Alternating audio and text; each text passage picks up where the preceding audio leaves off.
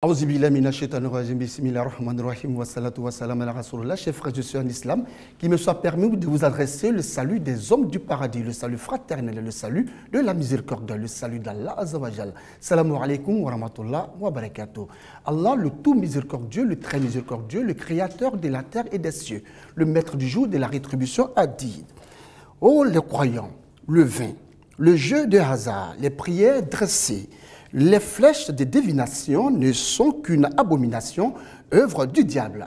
Écartez-vous-en afin que vous réussissiez. Sourate 5, verset 90. Mesdames et messieurs, bienvenue sur RTI 1. La problématique qui sera développée aujourd'hui va porter sur les drogues et les stupéfiants. Pour en parler, deux invités. Imam Amilou Berté, il est imam principal de la mosquée Al-Istikama, Banco Nord, d'Artekoubé. Imam Berté est également conférencier. Avec Imam Berté, nous avons Madame Roukiatou Berté. Elle est professeure de français, inspecteur en chef de l'éducation nationale, détachée au centre de documentation et d'information au lycée Sainte-Marie de Cocody. Imam, salam alaikum. Wa alaikum salam wa rahmatullah. Merci d'avoir accepté notre invitation. C'est moi qui vous remercie. Madame Berté, voilà, salam alaikum. Wa alaikum salam wa rahmatullah wa barakatuh. Ravi encore de vous retrouver sur notre plateau. Moi aussi. Voilà, pour vous permettre de mieux vous installer, nous allons ensemble voir ce reportage de Assitan Diarra et de Enza Traoré. Depuis quelque temps, la jeunesse s'adonne de plus en plus à la consommation de la drogue. Aujourd'hui, cette pratique est devenue un challenge pour une frange des consommateurs.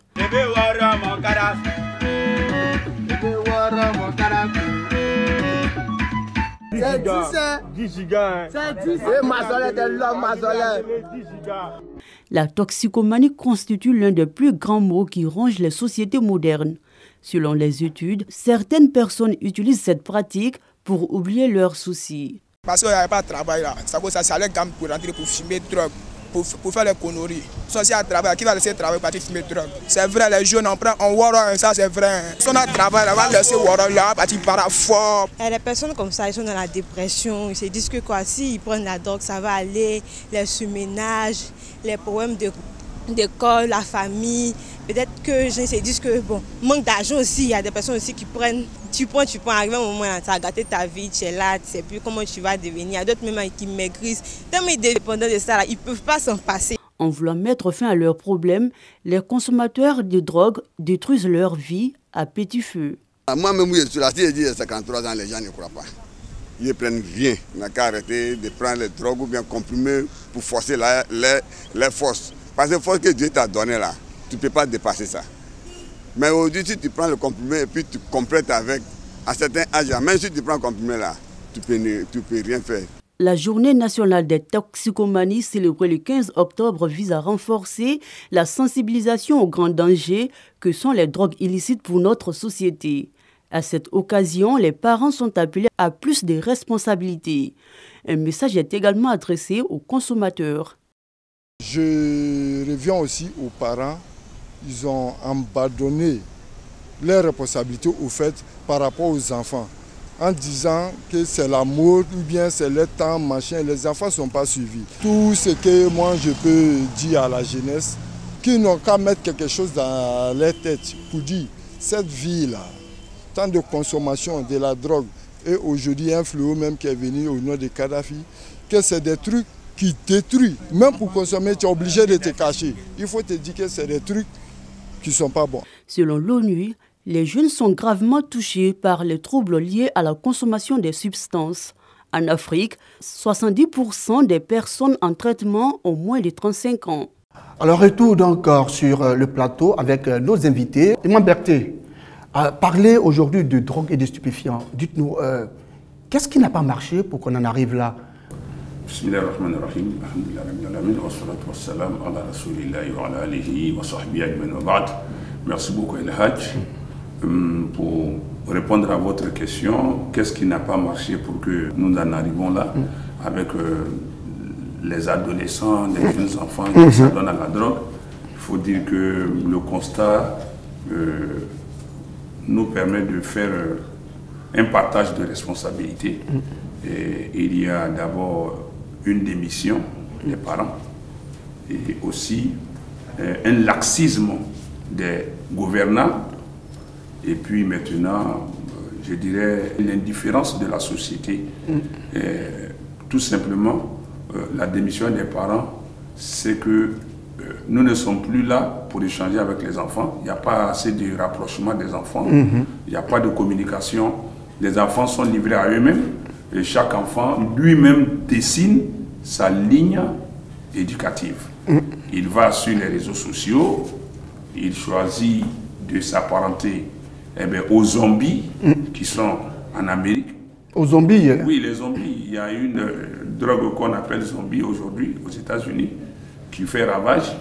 C'est ce qui a amené Kadhafi chez nous ici. D'accord, effectivement, quand on voit ce reportage et qu'on parle de Kadhafi en Côte d'Ivoire, ça donne quand même droit au froid, l'espoir au dos. Nous assistons à une zombification de la vie du dehors, de l'extérieur de l'Occident. Et puis, il y a aussi la mauvaise fréquentation qui n'est pas aussi contrôlée par les parents. Ces éléments-là qui leur permettent de se droguer sont à portée de main à tous les carrefours. Lorsque nous sortons, c'est vendu comme des bonbons à tous les carrefours de façon impunie, quoi. Et quand bien même il y aurait une répression, souvent suscitée par de la dénonciation, ce n'est que des répressions de surface.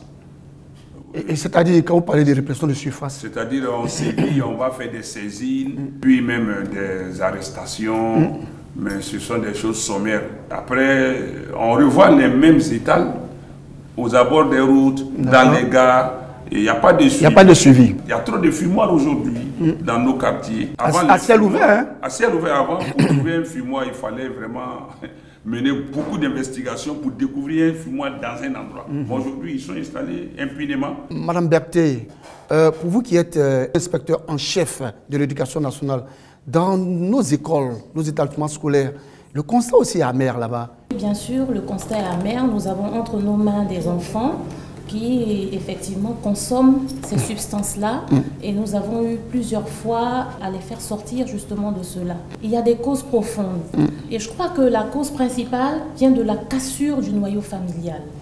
Le noyau familial aujourd'hui n'est plus ce qu'il devrait être. La première chose d'abord, c'est le désamour père et mère. D'accord.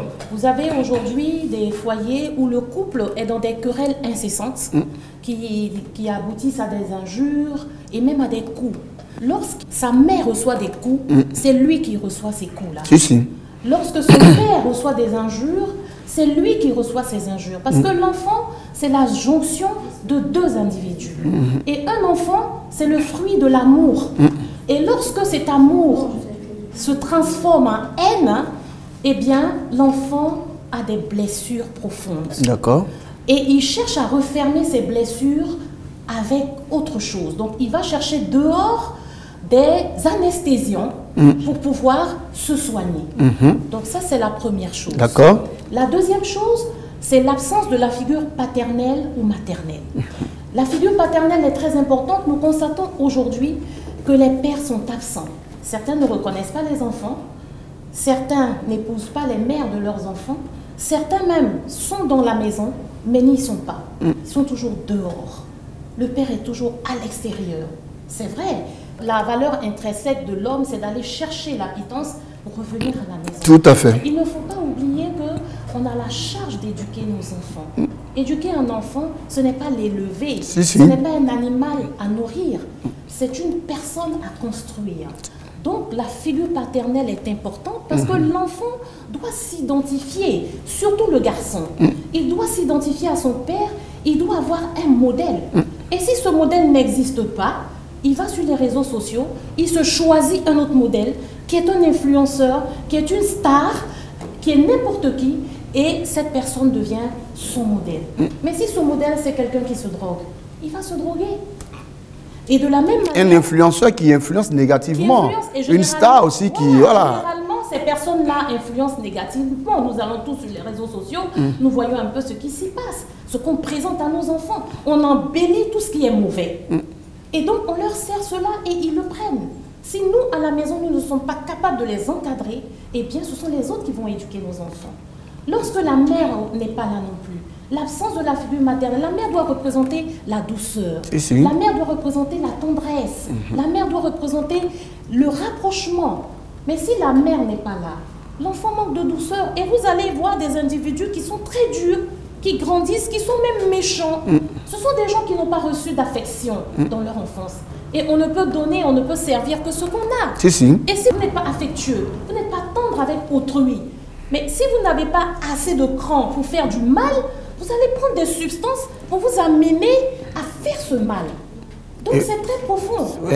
En dehors de cela, il y a le manque de communication entre les parents et les enfants. Aujourd'hui, il est criard. Avec le téléphone portable est venu aujourd'hui faire écran entre les parents et les enfants. Les enfants sont plongés dans leur téléphone, mais il ne faut pas les laisser plonger dans le téléphone. Il faut aller vers les enfants. Il faut avoir l'habitude de demander à son enfant le soir, qu'est-ce que tu as fait dans la journée? S'enquérir, se préoccuper de ce que l'enfant aime, de ce que l'enfant n'aime pas, pour pouvoir pénétrer dans son monde afin de découvrir ce qu'il vit. Et lorsque vous avez découvert ce que votre enfant vit, vous pouvez mieux l'aider. Il faut mettre l'enfant en confiance. Les parents doivent mettre l'enfant en confiance pour que celui-ci ait l'audace de faire des confidences. À ce moment-là, il viendra dire, papa, maman, ah ben j'ai un ami, des substances, voilà ce que ça fait, voilà ce que ça fait. Et vous avez l'occasion dans le dialogue avec les enfants de leur faire toucher du doigt le danger de ces substances sur leur santé, l'effrayer avant même qu'ils n'y touchent.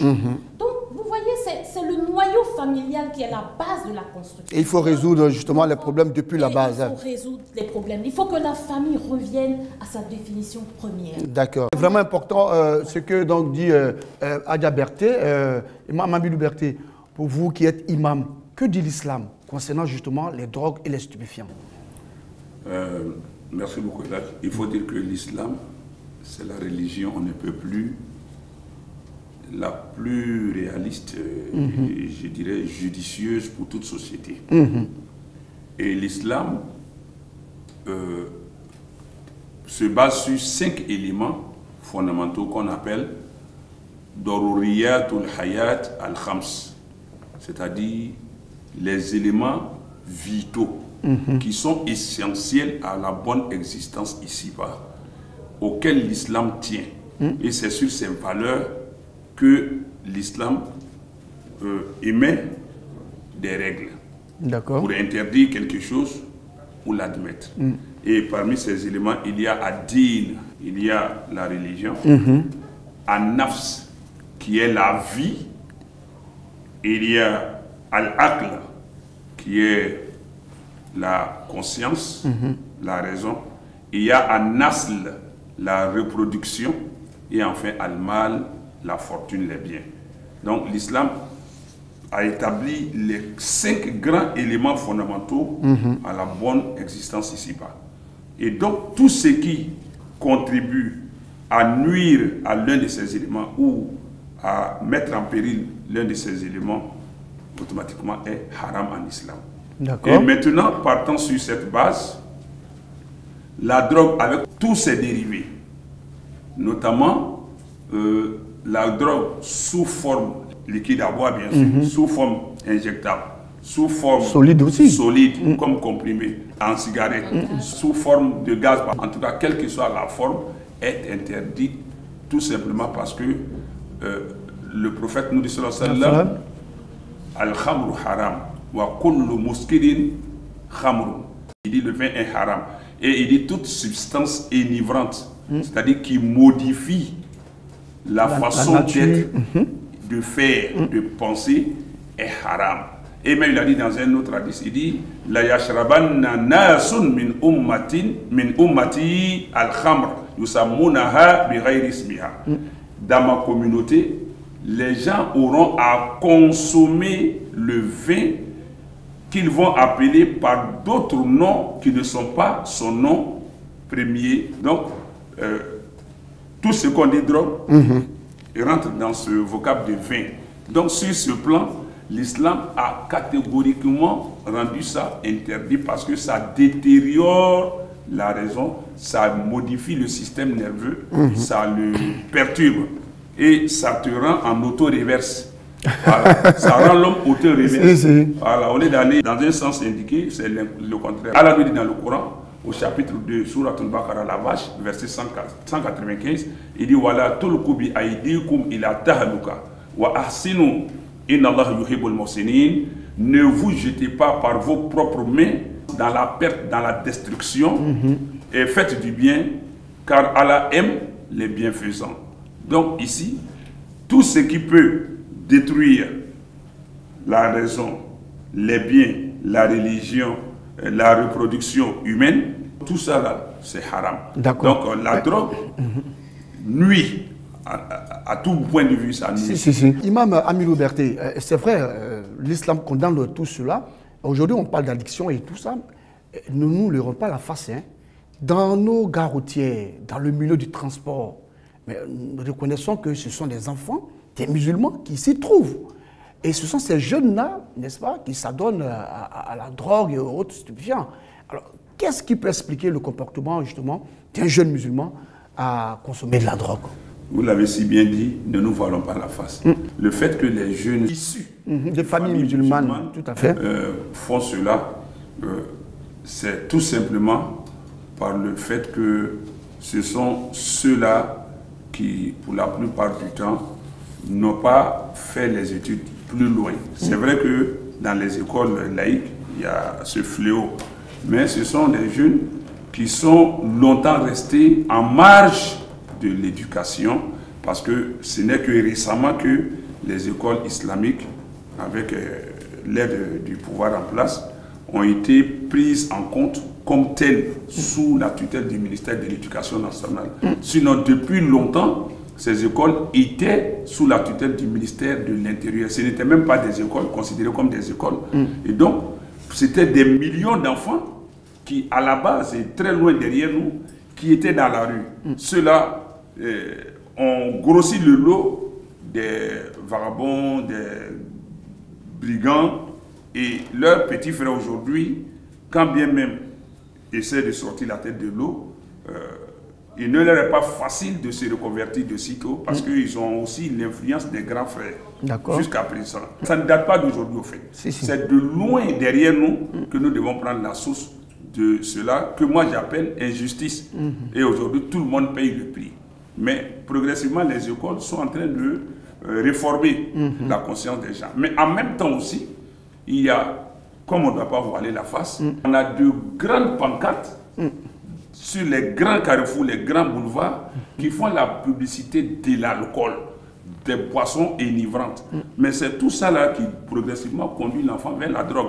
Nos autorités doivent pouvoir réglementer l'affichage de certaines choses. Comme de façon la cigarette, on a commencé pour la cigarette. En Angleterre, il y a un projet de loi qui est en cours d'élaboration pour interdire carrément la cigarette sur le sol britannique. Vous voyez? Donc la cigarette, parce qu'elle fait partie des drogues, mais licite, entre guillemets, pas plus qu'autorisé. On va revenir à vous, à Diaberté, le temps pour nous de voir ce que pensent les fidèles musulmans. Ils sont au micro de Assetan Diarra et de Enza Traoré.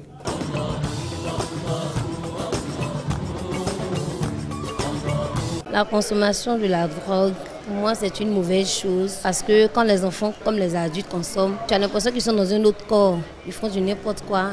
Ils peuvent agresser facilement, faire de mauvaises choses sans même s'en rendre compte. La consommation de la drogue est très néfaste pour la jeunesse. Aujourd'hui, c'est un effet de mode. Quand ils entament cette voie-là, c'est vraiment difficile pour eux de s'en sortir. Au niveau du système éducatif, de les sensibiliser à ne pas consommer la drogue. J'ai connu des gens au lycée, des amis même, des amis proches qui s'adonnaient à ces pratiques.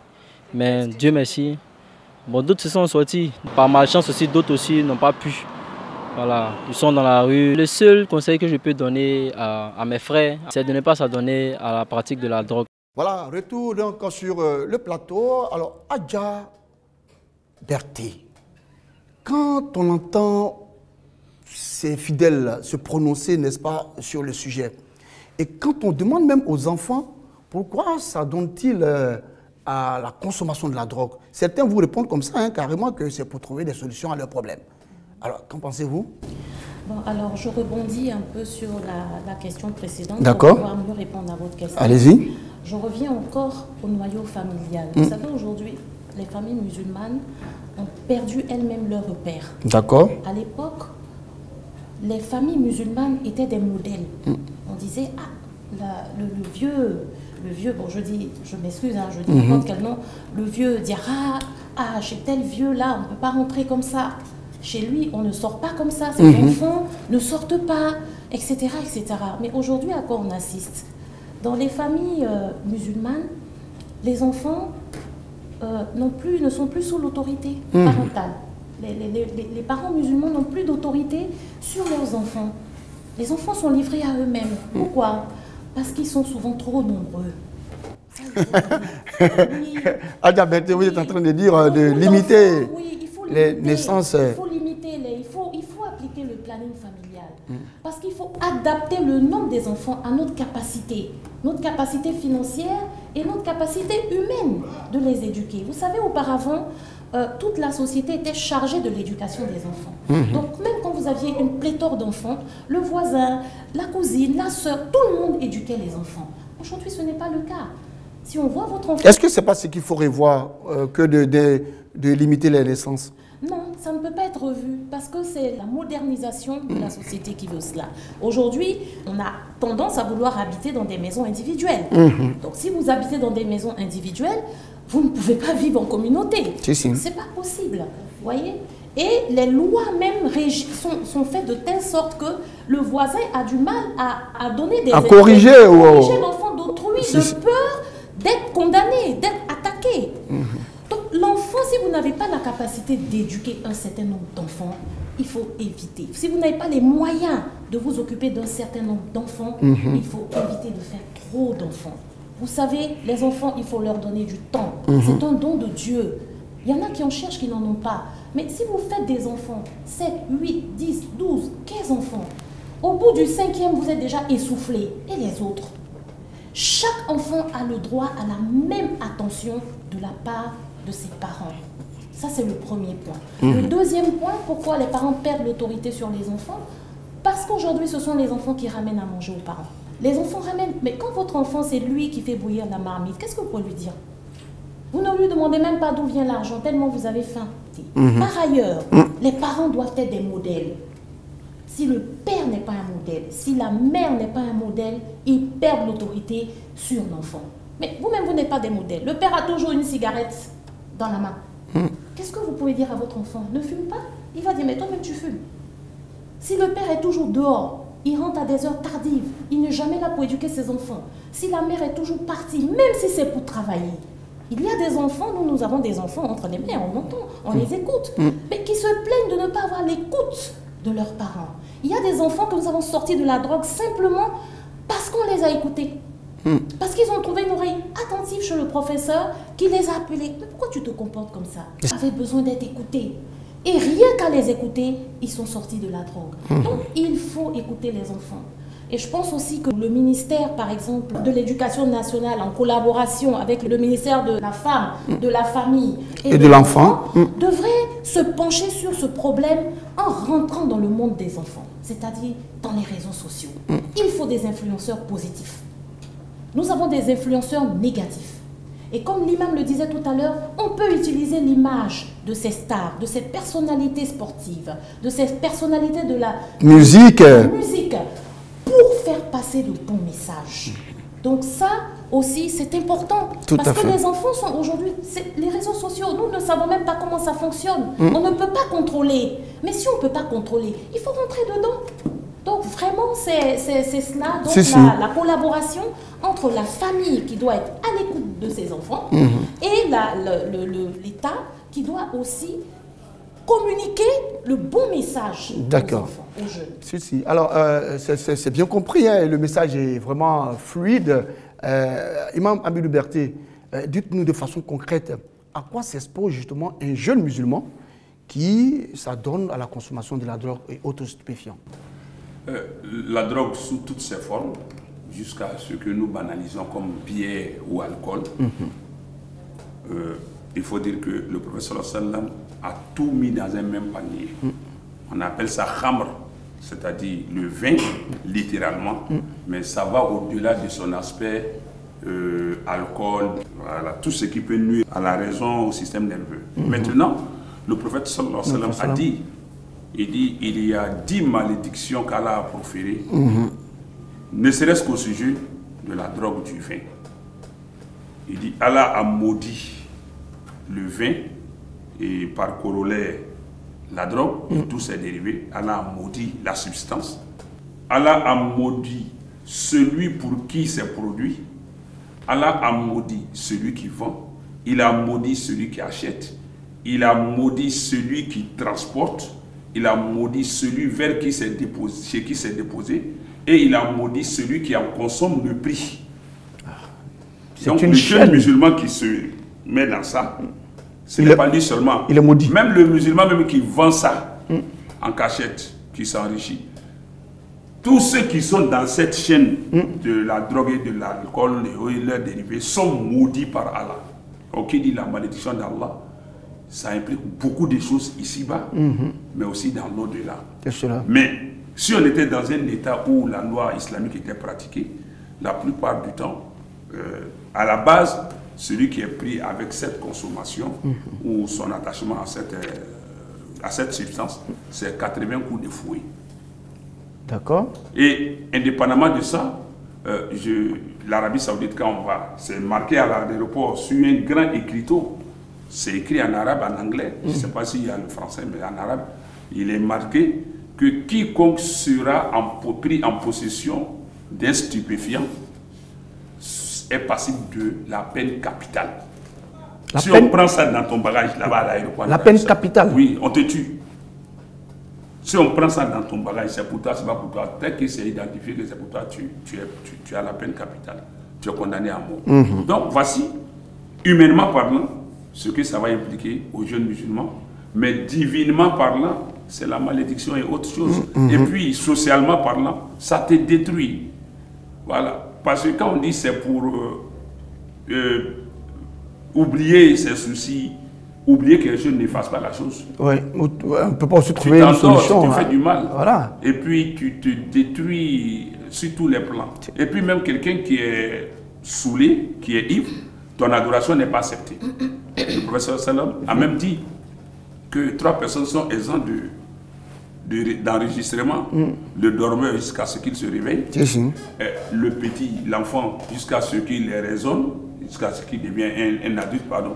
Et puis le dément, le fou, jusqu'à ce qu'il ait toutes ses facultés de raisonner. Donc quelqu'un qui est accro, addict à la drogue ou à l'alcool, non seulement tes actes d'adoration dans cet état ne sont pas acceptés, mais tu défies Allah dans sa loi qui a interdit la chose. Imam, on va marquer une petite pause et ensemble nous allons voir ce qui s'est passé, n'est-ce pas, dans les différentes associations et ONG islamiques, c'est dans la vie de la communauté.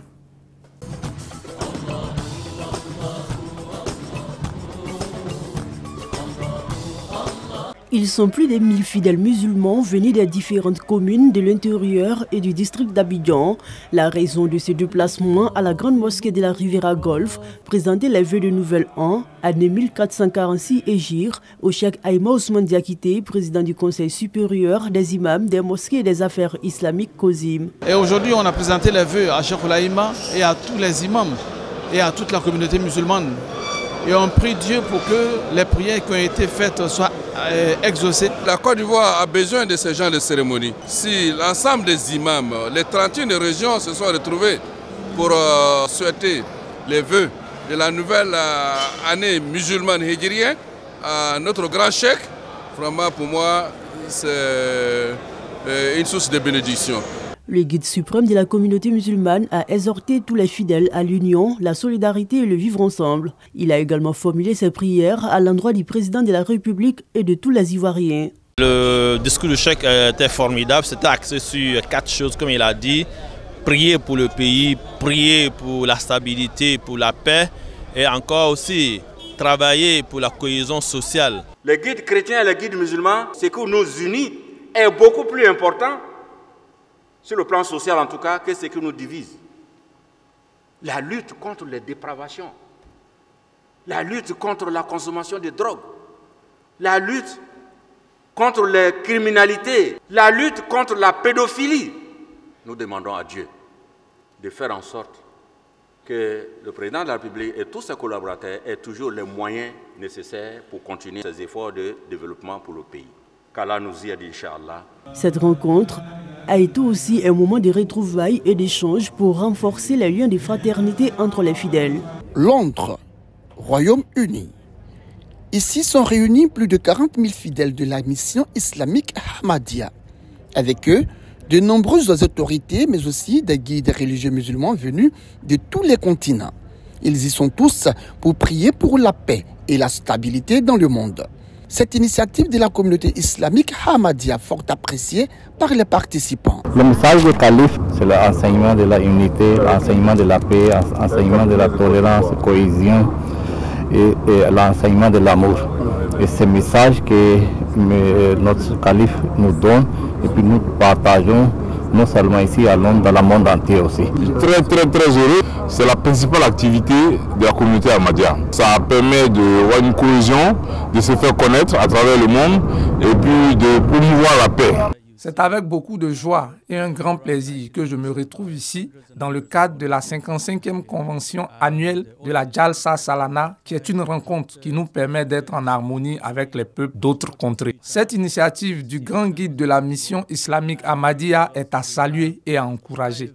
Nous avons apprécié cette année encore son intervention, car pour nous, la paix et l'éducation de l'enfant sont deux choses importantes pour l'équilibre et la stabilité de la société.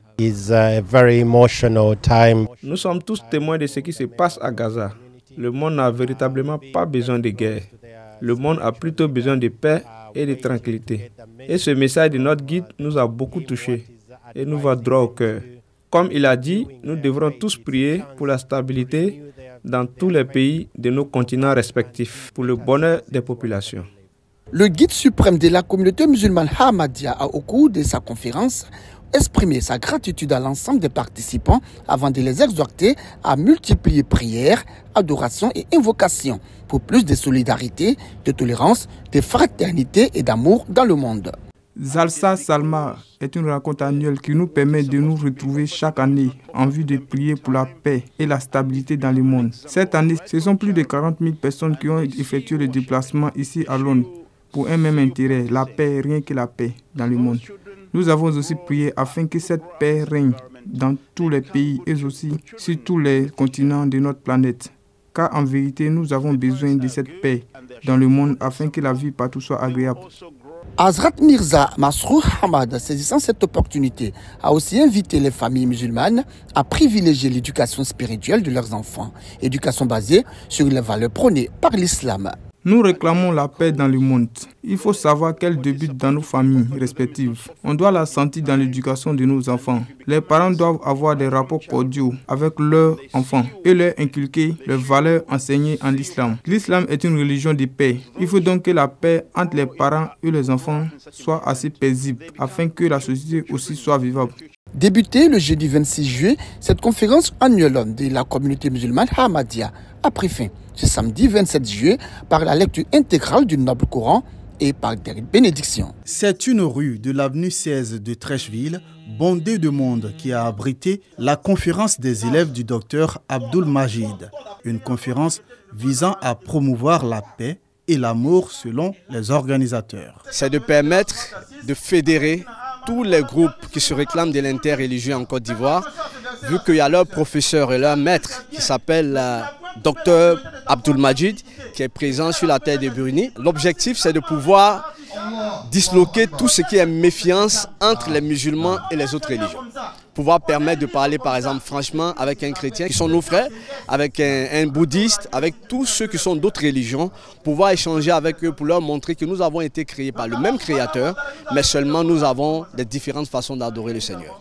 Le rassemblement a été marqué par des moments de partage, d'échange et de témoignages entre les fidèles musulmans. Le docteur Abdul Majid a salué l'initiative et a encouragé les participants à cultiver la tolérance et la paix. J'ai un seul message à faire passer.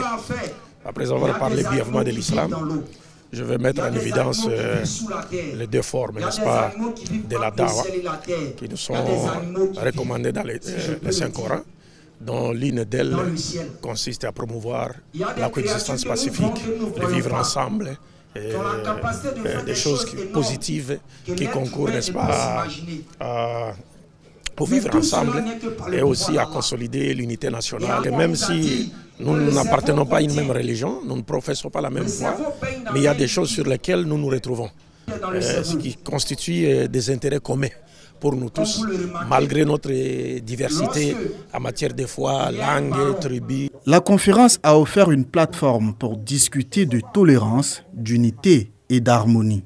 Ce fut également un moment enrichissant pour les fidèles présents. Je suis un musulman, mais il y a des trucs que je ne connais pas, il connaît mieux que moi.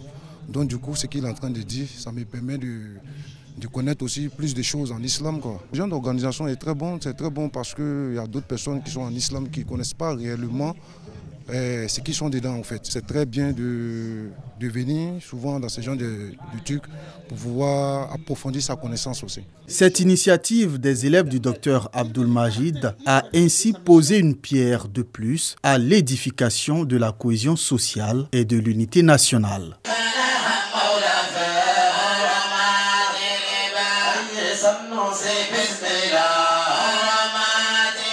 De son vivant, le cheikh Mohamedou Sanoussi, guide spirituel de la Tariqa Tidjania, a marqué les esprits par de nombreuses vertus qu'il incarnait.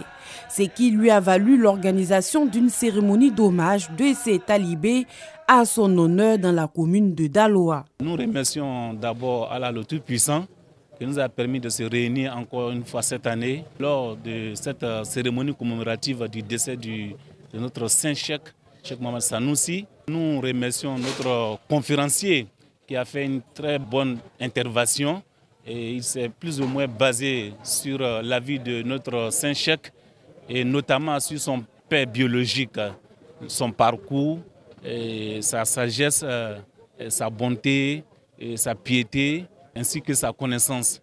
Une initiative saluée par les participants. Si nous sommes aujourd'hui des élèves de Cheikh Amaoula, c'est grâce à quelqu'un.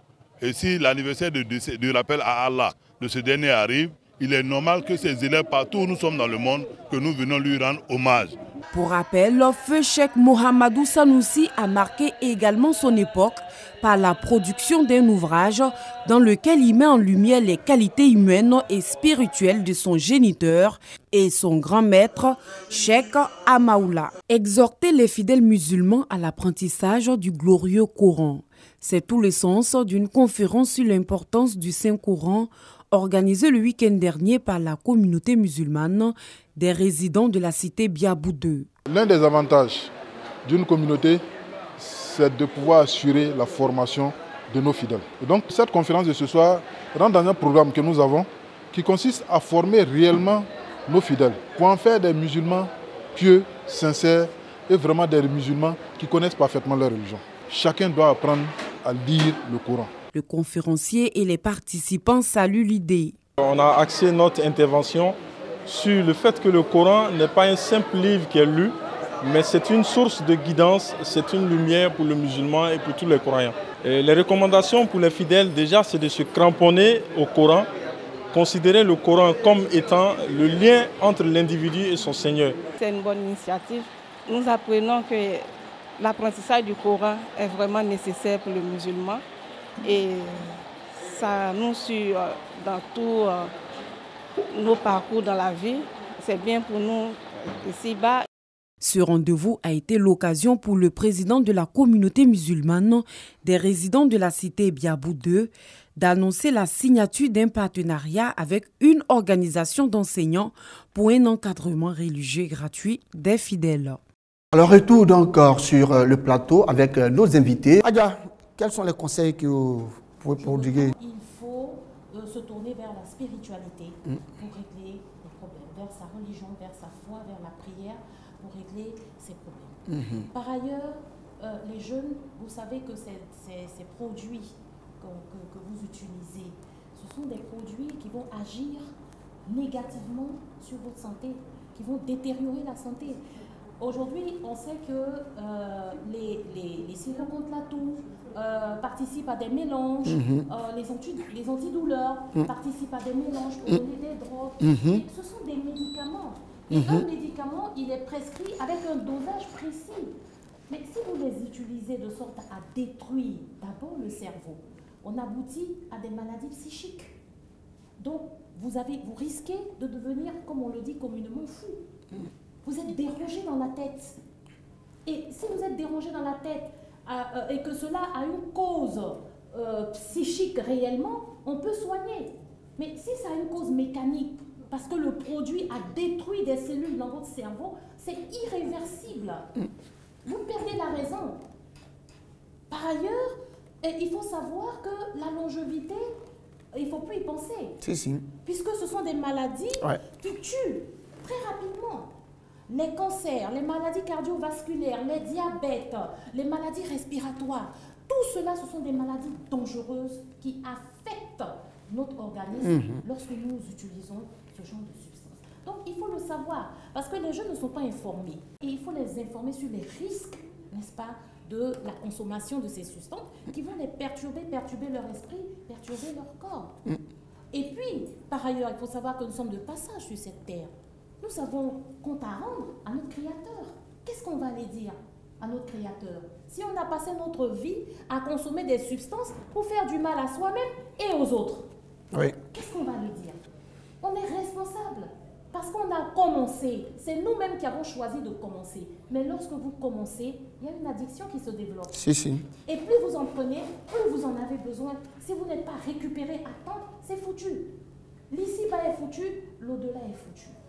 Donc, vraiment, il faut faire très attention. Et je reviens encore aux familles. J'insiste sur les familles pour que les familles elles-mêmes reviennent aux valeurs spirituelles, aux valeurs musulmanes. Une famille musulmane, c'est une famille qui nourrit son enfant, qui s'occupe de son enfant. Et je parle aussi sous le couvert de l'imam.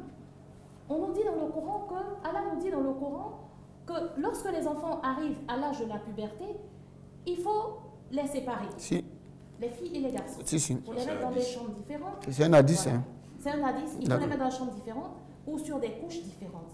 Mais si vous avez une maison de 3 chambres et vous faites 15 enfants, vous les mettez où? Et vous les livrez à la rue. La question reste posée. Voilà, les enfants restent exposés. Donc j'insiste sur les valeurs de l'islam au niveau des adultes et j'insiste aussi sur l'éducation, l'encadrement des enfants, le planning familial. C'est important. Le planning familial, imam, vous n'aimez pas trop entendre parler du planning familial, hein? Tout à fait. Et pourquoi? Parce que le prophète a dit, mariez-vous et vous allez augmenter ma communauté. Il ne s'agit pas plutôt du planning familial, mais il faut savoir d'abord le planning de gestion de la famille. C'est-à-dire comment s'organiser pour éduquer. Moi, elle a parlé du nombre d'enfants. Moi, j'ai 14 enfants. Mais tous sont bien, mais ceux qui dévient, on essaie de toujours s'appuyer sur eux. Parce que nul n'est parfait à 100%.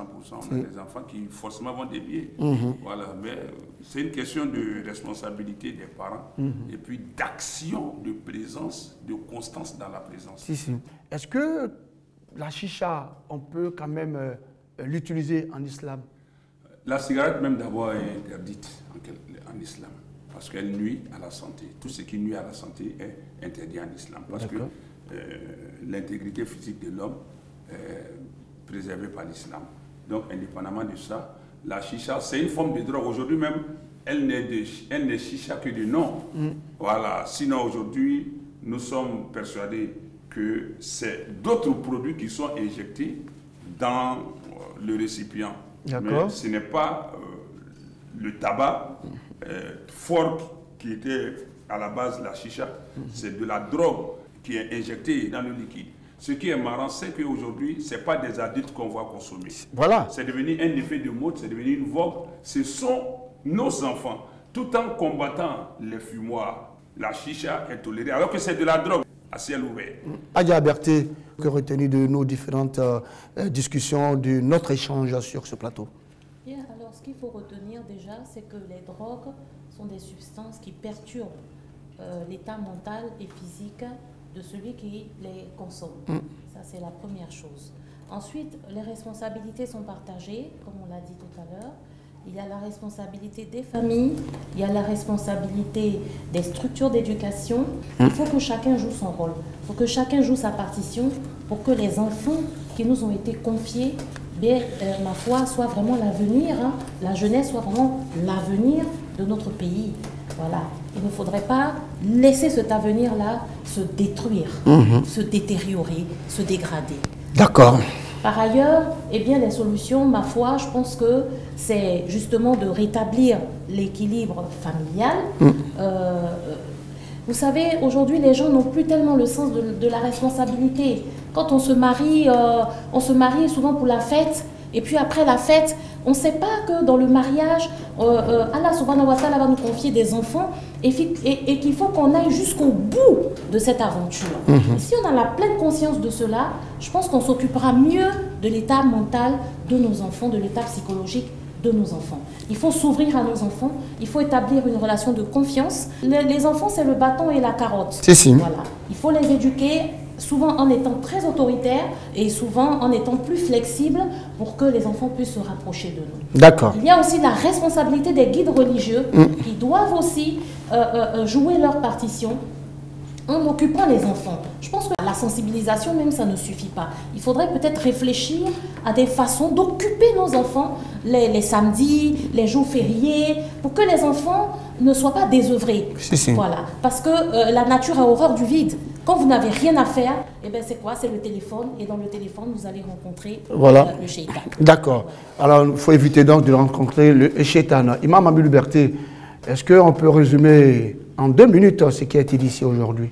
Ambalmao, Biakuma be Doro, Ani Dorogi, Fenfe Nabe Mo Hakili Yelema, qui boit tout là, Aywa Kuma Wuli Kam, Aywa Ni Kafle, Anga Sigidala, Jamana Yere Konobi, Akobe Ninga ke Ayreke la fitna ni Balaouye Kaba.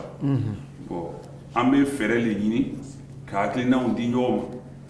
Ako abise ka laton togodi ka don makaran ka jamana sanya o dote do wore ye anga ye ka foko demison o be dorogi soro la sababu ya do wulila ale na nyona o dorogi na nyona ina fo doro et puis dorogi fana na mo dorogi ala kira ko ma sallallahu alaihi wasallam fe nabi mo hakili yelema ka mo boy tola ki li ala yelema o belal jenne be wore doro a mugulamao, a kiselamao, a yirilamao, a pikilamao, a secretilamao, a gilama, a quelle suye madama n'a be ele bo itola ki kumbla yi sengoro otumana fe obele be doloye obele be wori dorogi fana o fanana akafo akaka disa dola ko dorole umul khaba'is ko dugu be bamso le baye bo o yoroni na an wan don yeke an yana yi ni ngatla ka ke an koye nga olu obi tiena anyankoro muni nana ni tieni ni anga ye ka fo bange bawo olu desela olo yoro la na ma fo to wore la o ka kodo olo yoro la o ko olo yoro labla ka deun to yere ma dembe ba yere bolo o boni wala deun yere fana ma hakili soro o yere ye ka fo nekaran ka ken yesini l'animité demsen shila kana ayere ma ni beta ni ngala ka anga ye ka fo ola anye janto demson na l'école marabaga wo jamana nyamo wo monu fefembe la mon baraka ministère de l'éducation, ministère de la famille, ministère de la jeunesse, ministère de la culture, ministère a bela jeni be kan ki boroni sendo ka demson makara ali secrétaire mi même minana wa ma shisha boutique da ola bi ni duru jame do ala abaye ko bi jile ba baraka no demson ba sama folo otuba kela tabadaba mi arabu le nanane ani kerekere ko ma libano mais bi anga demson ka takatme libano ka me olu fana olu be fewre do la bi mi te saray o be dorogi le kela jila sisa no am bela jeni ko modu ala famia ko ma amin rabbi ala ka am makarala amin amin akuma ni akatia atara fanka tia akomotiku katia voilà nga sigi ka fo le bela nani anyana boy inchallah voilà merci à l'imam Amidou Berté pour ce résumé en balinqué. Vous l'avez compris, c'est la fin de cette émission. Rappelons que nous étions avec l'imam Amidou Berté. Il est imam principal à la mosquée Al-Istikama, Banco Nord, d'Atekoubé. Il a aussi conférencier avec lui, madame Rokiatou Berté, et les inspecteurs en chef de l'éducation nationale détaché au centre de documentation et d'information au lycée Sainte-Marie de Cocody. Madame Berté est également présidente nationale des femmes tidjanites.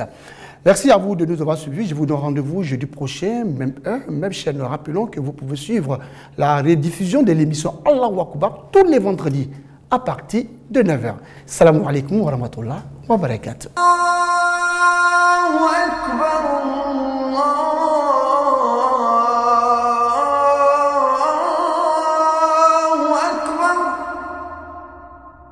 أشهد أن لا